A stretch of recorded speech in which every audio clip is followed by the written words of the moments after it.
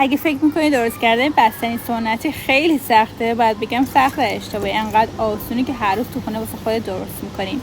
یه پاکت شیر پرچرب رو میذاریم رو گاز و شعله‌اش رو کم کم میکنیم. یه لیوان شکر، 2 قاشق چای خوری سلب، نصف پاکت خامه، زعفران گلاب بهش اضافه میکنیم تا شیرمون به غلیظت برسه. وقتی که غلیظت رسید زیرش رو خاموش میکنیم. برای درست کردن خامه بستنیمون هم کیسی فریزر رو باز میکنیم، یه لایه نازک خامه روش میذاریم و میذاریم تو فریزر تا خودش رو خوب بگیره.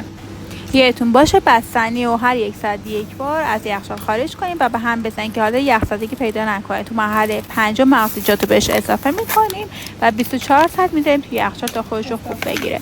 هم میتونین با نون سرو کنیم مثل بستنی حصیری، هم میتونین تو ظرف بذارین و با قاشق مخصوص بستنی اسکوپ بردارین. و این بستنی فوق العاده خوشمزه و واقعا مزه بستنی دهه 60 میده. نوش جان.